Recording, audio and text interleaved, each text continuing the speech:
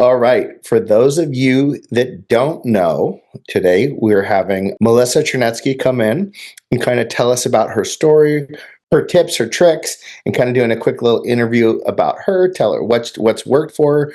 Melissa is an absolute badass, pros pro, tons of repeat business, some really huge accomplishments in this industry in really a short amount of time. It seems like you hit the ground running at full-blown sprint and made it to the top of the mountain very, very quickly, Melissa, which has been incredibly impressive to watch.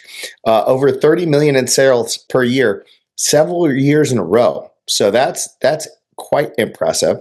Not to hog the spotlight myself, Melissa, why don't you tell everybody about who you are? What's your story? What did you do before real estate? And what made you decide to get into this business?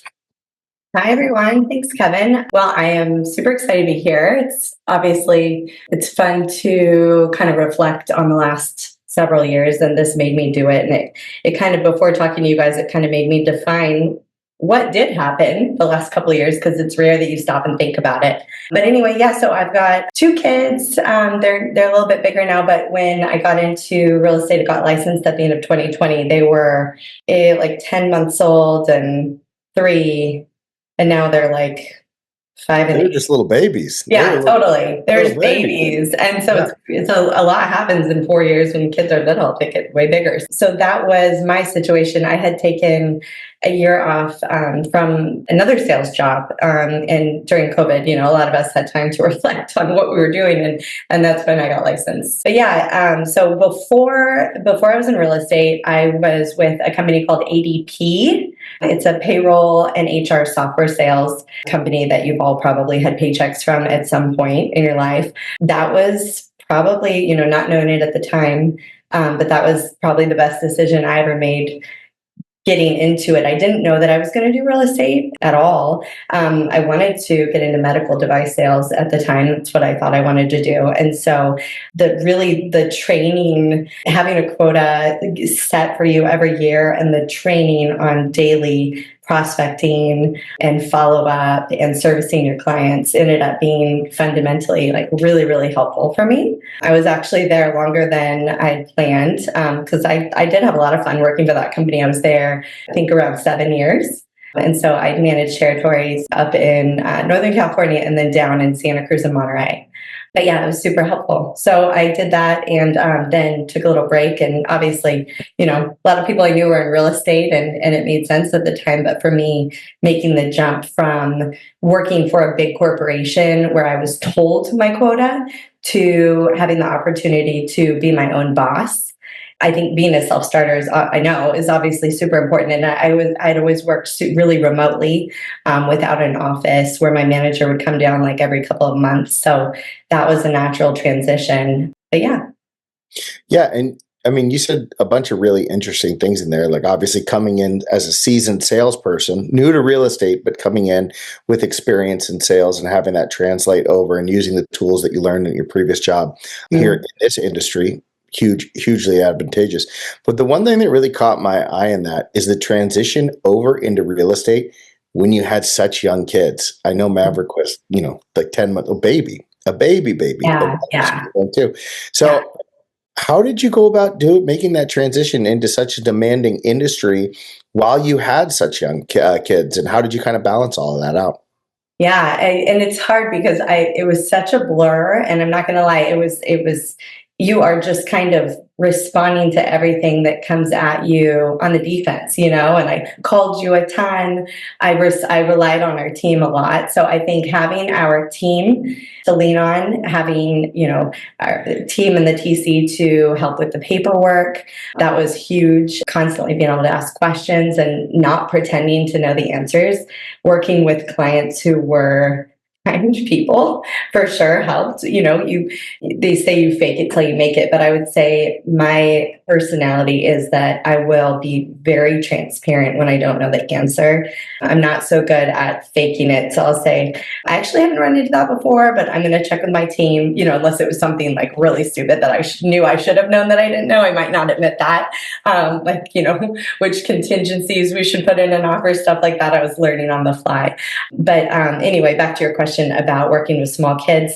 You obviously, everyone that's in real estate knows that it's not a 9 to 5 job, right? And I knew that going into it because of all of my years of working with small business owners with ADP, that it's not 9 to 5 for them either. So, it worked out. They napped, the kids were napping, which was lucky. So you've got like 2 hours there if you're lucky. And then you've got after bedtime, which a lot of people get home from their jobs. And that's when you can start doing a bunch of, back and forth texting or calls with clients. Weekends I was able to pull off because that's when Kyle was, he's more Monday through Friday. So he was able to cover weekends, but, just taking calls during dinner and like writing offers during bedtime, I'm not gonna lie, that was happening all the time.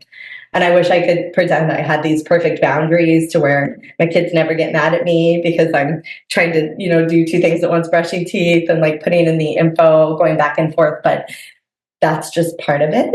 And I think that I know that if I didn't have some of that frantic time in my life, I mean, it's what makes you grow, right? So now looking back, if I could, I would set maybe more boundaries, but you kind of grow during that struggle. Does that make sense? Yeah, I think you really hit the pin on the head, something we all go through in this industry, which is the fake it till you make it period, where everything is brand new, new acronyms, new rules, new systems, and you're just trying to figure out what the hell is going on. And it doesn't matter how much classroom time you take either.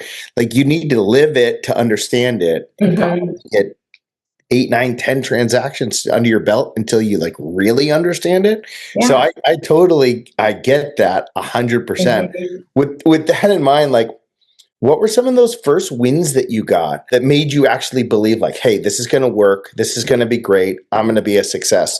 What was that tipping point from, oh shoot, I don't know what's happening, to, oh, I got this? So I think that what I've always relied heavily on is my ability to make a strong relationship with the client, right? So if going back to my software sales days, basically, if you can sell and connect with people, you can build a career anywhere. So I'm learning, I don't know what I'm doing, but I'm connecting strongly with my initial set of clients. So these are relationships that I still everyone from that first couple of years, I'm pretty sure I still have a good relationship with now. And I genuinely feel like almost all the clients that I've had will probably be friends. It's like a lifelong friendship, lifelong business relationship.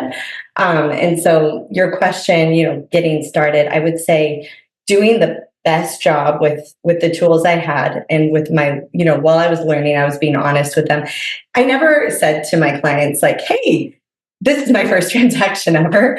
I might have joked with them about it later and they go, oh yeah, I had no idea. You know what I mean? If they'd asked me, I would have told them. But I'm sure that they picked up on the fact that I was learning, but they knew I was hustling. So in the beginning, I would say scrolling the MLS totally replaced my social media. So late at night when you get into bed or you're winding down, I used to of course, right? And then I'm probably back at it more than I used to be. Instagram, oh, I had no interest. I was obsessed. And I think that's probably one of the things that drove me is all I wanted to do is open up the MLS, so nerdy, but all I wanted to do is open up the MLS Touch app and just scroll properties. And I just couldn't wait to see what the next one that could pop up was. Having that thirst and that love of oh, someone might post one right now and I'm going to send it. And I got so carried away that I would be tired in the morning because I couldn't stop scrolling MLS at night. But I realized that fury and that fire, people can feel that. And sometimes I accidentally would text a property to a client at midnight, not realizing what time it was or what I was doing. And sometimes they respond and I'm oh shoot, that was before we had the send later option. But anyway, I think people feel that. And, whether they're not too pleased about the late night text or not, they are wow, this person is so obsessed. So every time I would meet a new buyer, which usually, by the way, the first year I relied heavily on open houses and company leads. But I knew that I didn't want to do that forever. I didn't want to rely on company leads forever. And I don't now. Those clients, though, I have people that came from company leads that turned into their adult child purchased, or they referred me to a neighbor. So those really built the foundation for my entire career, repeat clients, neighbors, kids. Did I answer your question? I got kind of off track. No, you unpacked like Yeah. 5 or 6 really great things right there. But I mean, fundamentally, starting off, real estate is a relationship business first and yeah, foremost. So, what you might have lacked in real estate knowledge early on in your career, you forged through with hustle and just tight relationships with those people. They trusted you, they liked you, they wanted to work with you, and you hustled for them. I yeah, mean, yeah, that's the magic to anything, right? That's yeah. and I feel like that goes well beyond outside the realm of real estate in general.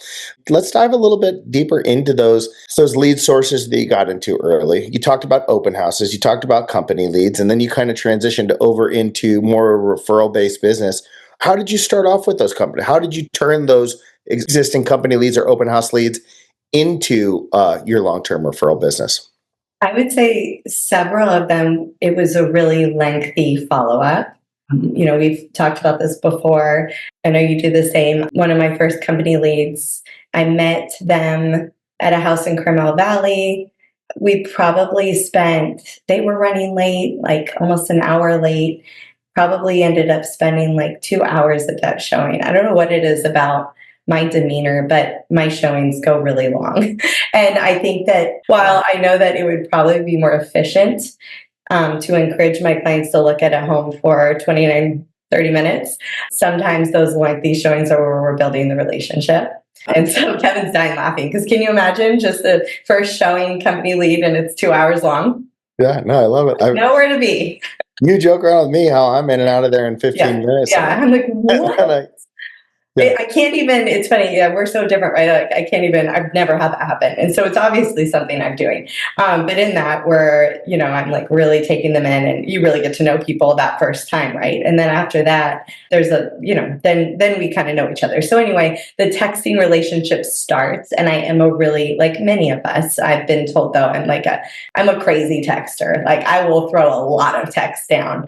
And so I think that I, get people talking and we get to know each other over text. Anyway, so moving forward, I'm using this one family as an example. They ended up looking for like 2 years and it was on and off and they didn't end up buying. They referred me to the dad. I sold his condo and then I ended up representing them after that on a purchase for them. And then that condo sale resulted in a neighbor walking by saying, I found my new agent. And then, neighbors would find me in there, but then they would talk to the seller. So it's like I was thinking about this, like, is it referral or is it a listing lead? And it's kind of both, right? It's a listing leads, but then the relationship is all connected because then the neighbors are talking to them. And ultimately, by the time I'm working with those people, I've had very little actual listing appointments in my career. It's usually like we're already talking about like moving forward and what we're doing. That's really fortunate the way things have gone down. And I know that I need to be prepared to do those listing appointments in the future. But my goal is that the relationship is just so warm and that, like my reputation should be the people that have worked with me. Well, I mean, why do you need to pitch something when you're already hired? Totally. That's the way to do it. Yeah. You're hired and Yeah. you stay hired for 4, 5, 6, 7 years at a time. You Yeah. don't ask clients with you. They're all just, current Right. clients. Totally. Which So is a great mindset. yeah, and I think that assumptive energy also helps. Like if I were to go in and then go, okay, so I'm going to, and go into more of a presentation mode when it's someone that's already insinuated we're moving forward, then they're going to be like, well, wait a second. Oh, okay. I guess I need to interview you and 3 other people. You know what I mean? So there's a time and a place for it for sure. Now, one thing about like your sales style and everything, you always really put a huge emphasis on quality of service. And that was even when you were brand new into the industry, you were really focused on providing a great job, doing a great job, forging a great relationship.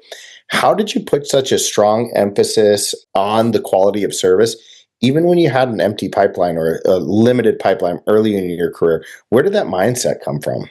I think, well, I know for me, delivering a high level of service is never like a question that's just like, and I'm sure most of you would say this, at least we have the intentions, right? You go into it like, of course, you're going to deliver a high level of service with every single person. Like, this is your one shot to brand yourself, to turn your client into a referral source, also make a friend, a lifelong friend, which I've said, and I'm not kidding about that, right? There are so many wonderful people in the community and they all bring something. So having a genuine interest in this person's one unique life, like there's so much. So I think just it was never a question that I was going to be all in with every client, regardless of the price point. Like I've said this before, but if I can't, I have to just dive in. I've got to enjoy it. I have to enjoy them. Okay, I like that. So in 2023, you transitioned from kind of like, hey, still figuring it out, to like, oh, I've arrived, right? You hit your first $30 million a year. You just absolutely blew up, took the industry by storm. What changed during that time period that helped you reach that level? Okay, so 2023, I definitely moved my intention to listings. And that I would say was a strategic decision because I saw the value of listings, right? It's a whole different thing. I had done all buyers and all touring for the first year and a half, 2 years, whatever it was. But once I got the taste of the first couple of listings and felt like, okay, I can project manage, I can do repairs, I can set inspections, and I can really like market these properties beautifully. I loved it. And so I think I turned my energy towards it. And while you can't completely control it, you can control like what you're saying to people in the community. And so it just took a couple, but I tried to really like, make sure that those were really visual. Like the marketing was always beautiful. And I was always there working the open houses for at least the first couple of weekends, getting to know the neighbors, and then the neighbors and the people in the community meet you as the listing agent. So I know we all want listings, we all want buyers, right?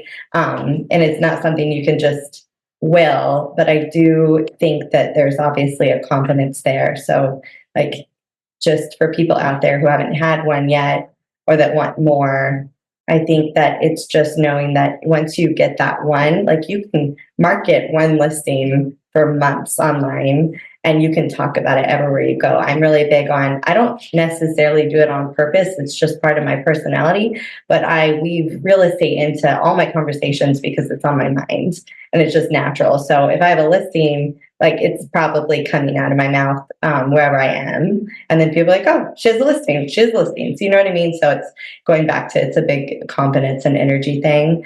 But let me think back about your question a lot. Yeah. And again, listings I love because you end up having multifaceted conversations, right? You attract buyers, you build your reputation.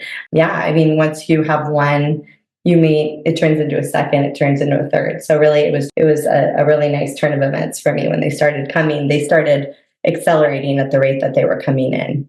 I mean, that's got to lead to a follow-up question there, because you made this mind shift switch from a buyer's agent to listings, and you started getting a couple listings, but then you leveraged a couple listings to a ton of listings, right? And it seemed like every time you got one listing, you would immediately turn into two or three more and more and more. How do you do your process, and what is your process to transition one listing into multiple transactions? Yeah, so I for sure, I meet with the client if they're in town. If they're not in town, I, set up a phone conversation as I'm walking through the property.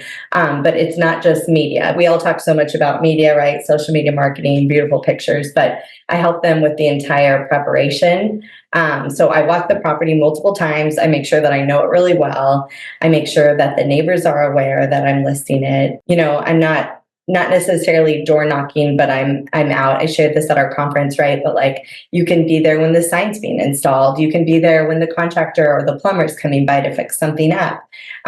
You can just be around and be the mascot. We joked a lot about that during the conference, but you can make yourself the mascot or the sheriff of that neighborhood, right? And you just being present is a big part of my prep, actually. And then, coaching the seller on what my opinion would be an important improvement maybe that we need to make beforehand, decluttering the property, whether it's painting, easy, cheap fixes versus like what are bigger things that we can, just have quoted and we don't necessarily have to repair. Or if it's a big thing, if it is going to be a big, bringing the price down, maybe we should consider the investment, just having those kinds of conversations. So I would say not all the years, but the couple of years that I had reading home inspections, I would stay up late doing that all the time too. do. Like when the house is quiet, I would just read home inspections that I was like looking at home properties for with buyers.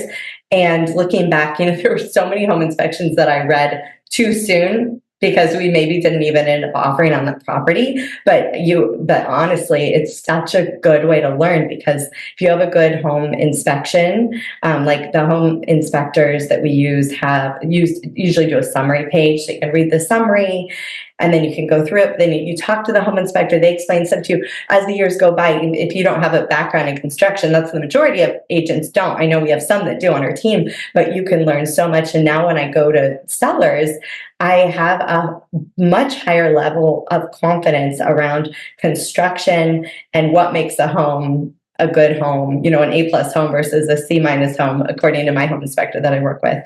And so having those conversations on the front end, and giving them examples of stories that I've had either with buyers or sellers, to where, hey, they didn't address this, but then they ended up addressing it 6 months later. So telling them, hey, what might happen and what I've seen happen if we decide not to have this listing as beautiful and primed as possible. Also, let me see, what did I not talk about?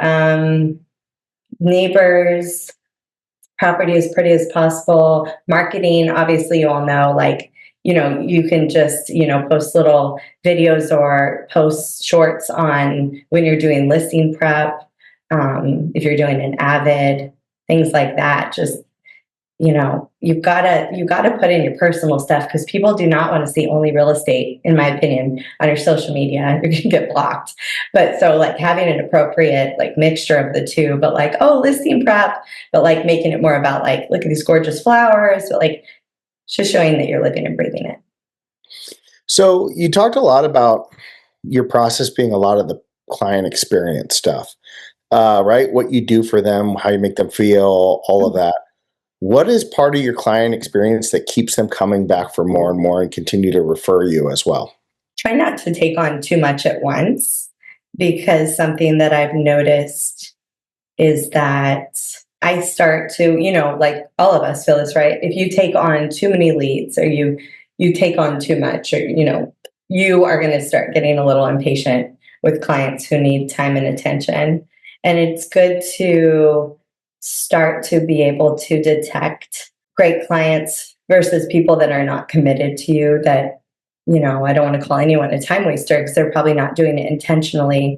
But I've run into this recently, and I think, you want to make sure that you're dedicating your time to people who are mostly, hopefully, committed to you, and that aren't just kind of open to any agent, bring them anything. I don't have the bandwidth to work with clients who are working with 5 agents, bring me something, stuff like that. There are so many good people out there that will meet you and you give them really good service right away, and they have no reason to work with anyone else. So I think being, not totally selective, because in the beginning, I mean, you're taking on as much as you can, meeting as many people as you can. But, if I'm having 5 to 10 solid client conversations at a time, I've got I can't keep taking on more, because I have work to do with them. And then I also have kids. And I don't have traditional hours. So I think not taking on too much is a big one. And that's hard. That's hard because that doesn't make sense to everyone, right? But the truth is, if we just keep swallowing up leads, and you're just kind of doing the mass scatter approach. I don't know, that does not work for me, because I can't lean into it enough. I can only spiral late night on MLS for so many people. Just kidding. I don't do that anymore. But yeah. So you're saying you go deep, not wide, right? Yeah. You Thank go you. really, Yes. Exactly. You go Really really deep. In one sentence. Yeah. Yeah. 2-hour showings. 2-hour showings. 3-minute showings. There we go. There we go. And both work, right? They're just different. Different styles. There we go. So about 95% of your business, or a huge majority of your business at this point, has worked into Sphere and past clients, right? The people you know out in the world, people you work with before, and referrals coming from them. What's your system of staying on top of their mind? And what's your system of working those referrals in your sphere of influence at this point in your career? Yeah, I mean, I love how creative and great that so many agents can be with the gifts and the really scheduled gifting follow-ups. That has never been a talent that I have had. I am a texter, like I said. So for me, it's just like keeping in touch. And I like my clients, and they're good people. And so we keep up a relationship. And I'm like thinking of someone right now, like, oh, shoot, like I was going to go to the beach in Santa Cruz. I have some lovely clients out there. My kids and I, and my husband and my mom, we all went on a small boat for their wedding last year. Like, you can't like force stuff like that to happen, but genuinely just like had such a great connection with them. They were a company lead that like 3 years ago, and so like people like that, I need to text them because I didn't take the kids out to the beach to meet them because they got sick on spring break, but that's something that I'm probably going to do this summer, right? I'm going to take the kids to Santa Cruz. We're going to do beach stuff. My kids are going to see their dog. It's going to be great. I'm going to get time with them. Everybody wins. Can't always be like that. That's like a big day. Another version would just be sending a text. Like, it's just not that hard. Like, it can be free, or making, if you can handle getting on the phone, which I know so many of us have so much trouble, like dialing a phone just to say hi, but obviously like reaching out to someone, saying hello. But I try not to let, things go much longer than like 6 months. Then I'm like, oh shoot, it would be a good idea if I had reminders, that sort of a system. Obviously on Sierra. All of us. All of us, thank you. I put those reminders in there, but I don't know. It's also a fail thing sometimes. I'm killing Kevin right now. No, I love it. I love the genuine answers. That's really what it's here for. One thing you really said to me that resonated right there, you were starting off with like, hey, some agents do these gift things. I'm not a gift giver either. So I'm just like, okay, I wonder where this is going. And you're like, but for me, it's as simple as a text. And then you brought up a text the second time. And it's true. This is a relationship business. And just keeping that relationship alive. Yeah. And even if I like to set expectations with my like buyers, like, hey, the service doesn't end just because the transaction's closed. I'm going to follow up with you, just see how things are going. And that means that in 3 months, if I just text them, hey, how's everything working out with the house? It's not weird. It's expected. Yeah. And it's just like, damn, this guy's really following through. He takes his job seriously because he's not going to get paid anymore on this transaction. But it's just like that little follow-up. Hey, is there anything I can help with? Don't forget to call me if you need a plumber referral or something like that. Yeah. And that is something that I get a lot from my clients. And I think that we both probably set it up that way. Like, hey, we are a great referral source for any, a lot of people are new to town. They don't know who to use. And we can recommend a plumber, a glass person, a floor cleaner, a house cleaner, where to go for dinner. Like, so those kinds of conversations are fun and easy. I gave a reference on where to bring a bunch of people the night before a wedding for a bar. After hour bar, like, yeah, come to me. I'm a local expert. I said Vesuvio's rooftop bar, but I said you have to get there early. Oh, perfect. Yeah. And then I said, or Spanish Bay fire pits. So I like it. Yeah. So good. There we go. Yeah, you can successfully be a hub for your clients to text on like, hey, restaurant recommendations in addition to contractors. I mean, that's a win because you're just keeping the conversation going and it's not forced. It's not like happy anniversary. Yeah. Nothing wrong with that. But that's not me. You're providing value too. So you got a ton going on. You still have young kids, older but young kids. You got a ton of listings right now. You're still working with a ton of buyers. You're nurturing all these past relationships. How do you keep balance with all this stuff? Yeah, definitely having better boundaries now than I did 3 years ago, for sure. I still am such a big believer in open houses. As soon as I, feel that I have the bandwidth to do them, I'm taking them on again. Open houses, I give credit to like the majority of my business the first couple of years, like over company leads for sure. I'm working with a client right now that I met at my first listing was actually my mom's house. So that was cool, obviously. And I was able to like royally not know at all what I was doing on that. But I met this nice little couple and I had totally forgotten I met them there. And we purchased something like a year and a half later, and now we're selling it. Like we're putting it back on the market this week. So it's interesting. I definitely have, a lot of repeat clients that purchased and now they're selling, or now they have an adult child who's buying. But that's not what you asked me. Sorry. You asked how I'm doing boundaries. Well, I would say leveraging showing partners. Right now we have a showing partner here, and like today I had, I needed to pick up 3 keys from 3 different places, set up 3 different lock boxes, and meet a photographer. And I managed to lean on my show partner to do that. She did it in 3 hours, knocked everything out, and I was able to work on other stuff.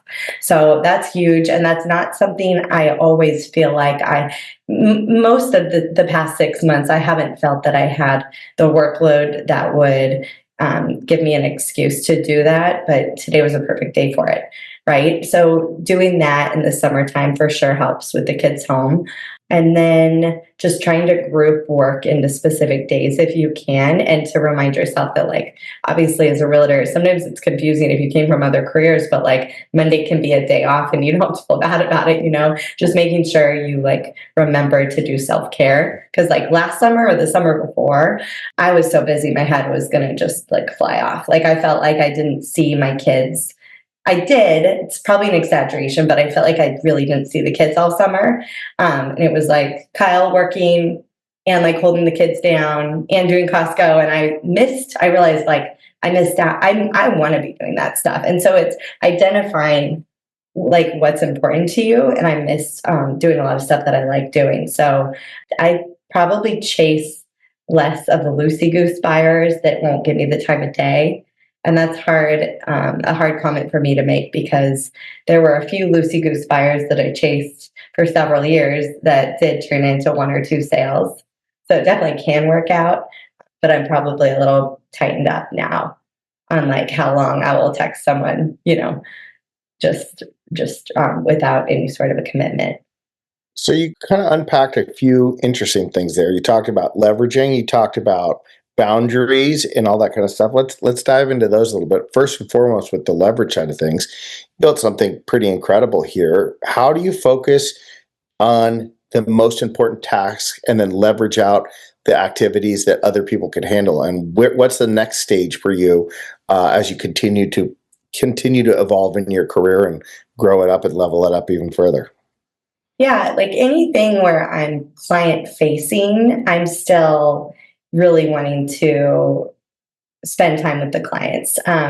There was a period of time where I had a buyer a couple years ago to where they were seeing like they were doing multiple 8, 9 house tours. I was able to lean on a showing partner a couple years ago for that. And we would have a group text to where we would still do all of the feedback would be in a text with me, and then I would review disclosures with them. So that did work. I haven't done that since. That was a really great learning experience for me of how well that can work working with a showing partner.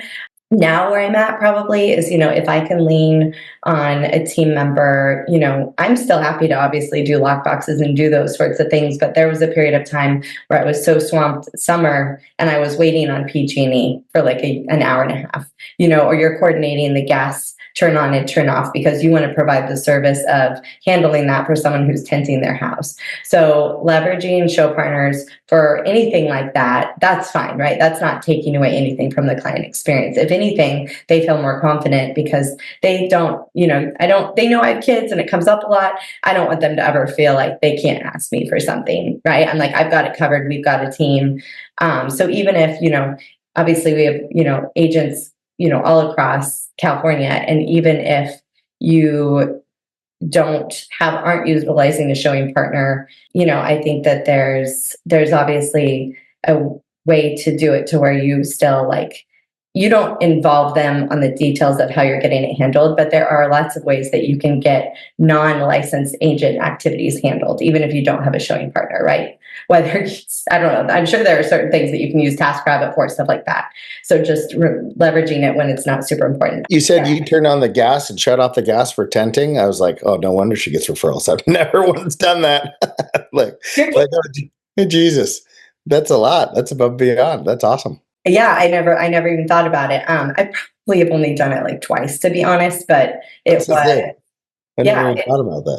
yeah, it just came up. I think because I always refer the same pest inspection company that I work with, then I will coordinate like the tent setup for them. And yeah, I've gone door to door to tell the neighbors. This is when I kind of like, it didn't turn into anything yet, but I go door to door sometimes and let the neighbors know that it will be tented in case they have a cat or a dog. And then I'm the realtor that just sold the house. And then I'm coordinating the tenting. And so I'm not asking for their business. I'm just showing them how awesome I am. Nice. I like that. You're like, you like know what you're doing. And here's my card. If you have any questions for the times that they are. And then they're like, oh, wow. So that didn't, I'm not going to lie, that didn't turn into anything, but it still could, right? I mean, you never know. The But trap anyway, is laid. There you go. but so I was just saying, so it's definitely like, I'd say analyze how much time you have that week, because you could turn that annoying activity into like a door-to-door opportunity where you don't feel like a wrapping paper salesman. But then if you're super busy, don't try to do that. So we covered the leverage, and I think you talked about that pretty well with the showing partners, task rabbit, tasks that maybe not as an important while you get busier, leveraging those out. Now let's go into the boundary bit a little bit. How do you think about your time and your boundaries and protecting your energy now, especially with all the outside things you have in the world and being a mother and all that kind of stuff and going to school and drop off and all that stuff. How are you establishing these boundaries with your clients?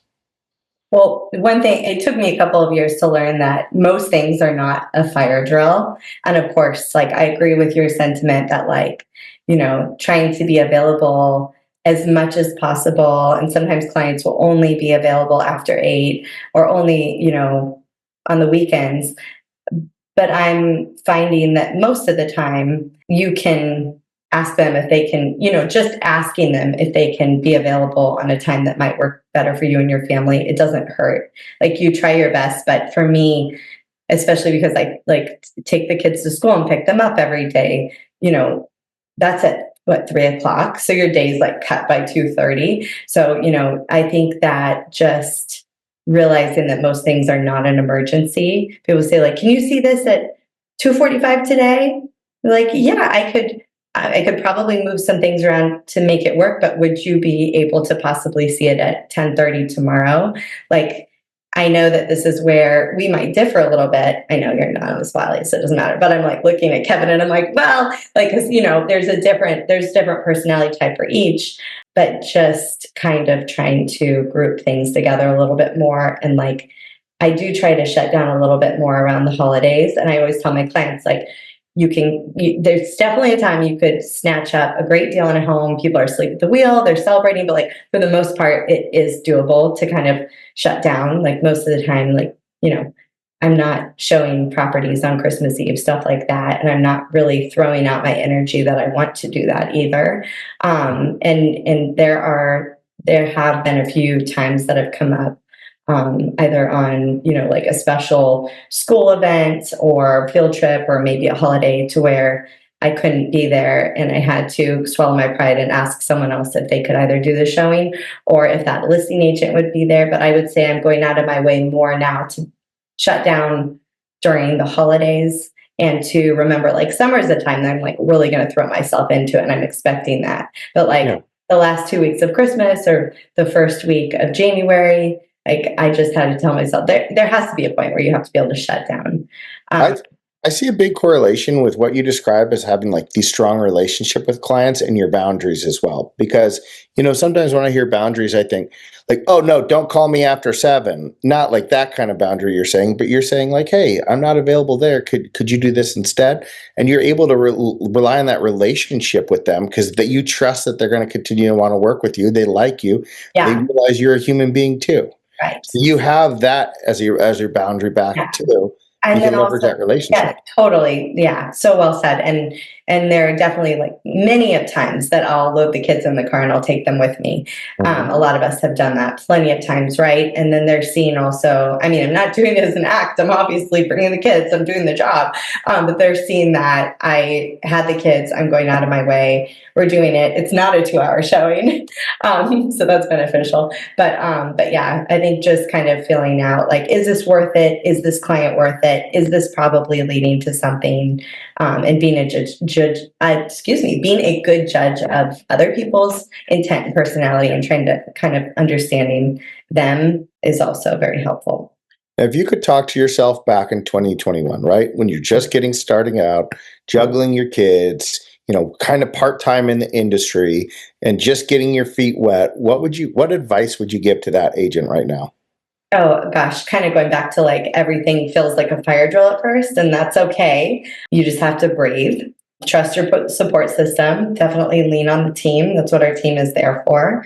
They can answer questions. They can help you, obviously, with the paperwork. You have to be willing to mess up and learn.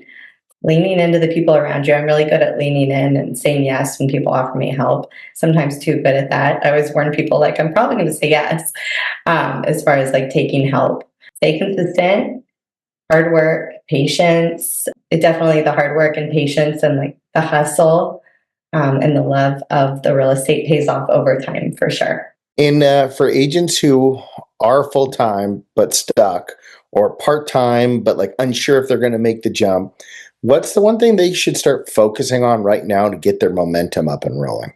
Well, for me, I've kept it really simple. Get leads, do an amazing job with the leads, ask for referrals, and that formula works if you're consistent with that. I think you can expound on that, doing amazing job with those leads, but I think you've covered a lot of that earlier too. And I think really the whole idea of going deeper with those leads as well, instead of scatterbombing, your idea of just trying for 50 leads, instead identify the ones that you think are the best and going all the way with them.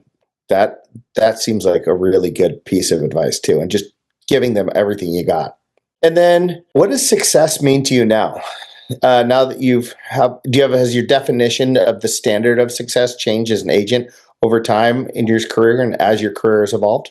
I don't know if it's changed. I honestly have no idea what I thought success would be the first year was closing a single deal, right?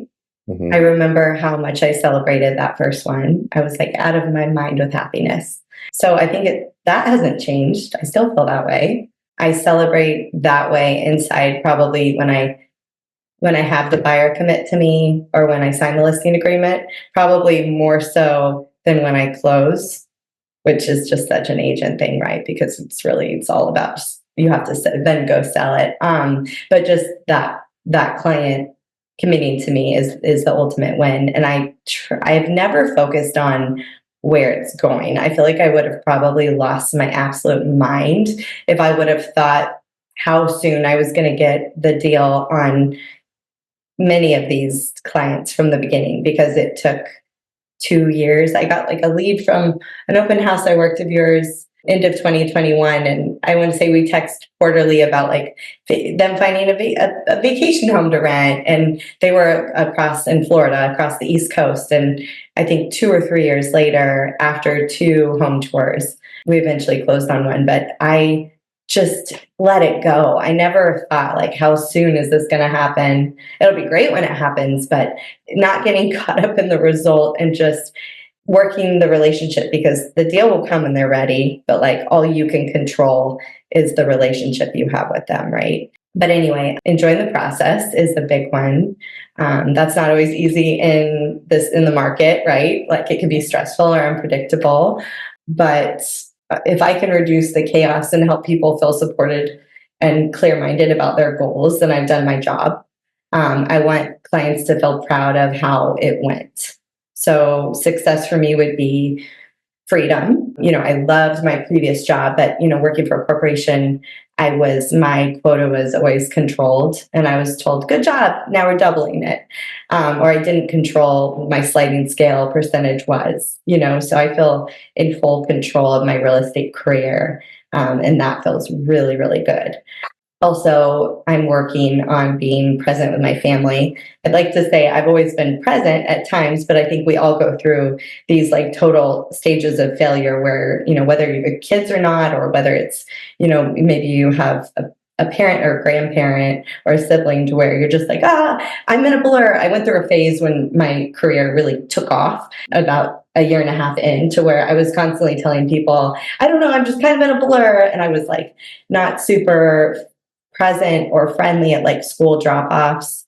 And there was like a period of time where I wasn't very proud of the person I was, because I was constantly just using the excuse of like, everything's crazy. And I just identified finally, like, whoa, I don't want to be saying this for the rest of my life. That is not the point. So I'm trying to make a point to kind of just, take a look in the mirror and go like, this is chaos that I can control, and I control how much I let in, and I can control how effective what I'm doing is. And when I'm just spinning, which often a lot of us salespeople have this personality, right? To where your attention span is on 20 different things, I am not the most productive. So simplifying and like kind of like charting out my goal for the day. Does this need to get done today, or is this something that will be fine to do next Tuesday? Identifying stuff like that has helped me a lot. So Awesome. yeah, so I would say ultimately just building something that is mine is the biggest takeaway that I got from all this self-reflection. Listen, I got to say, you make interviewing you very, very easy, because you can fill up an hour in like 10 questions, and it's wonderful. Made my job super, super easy today.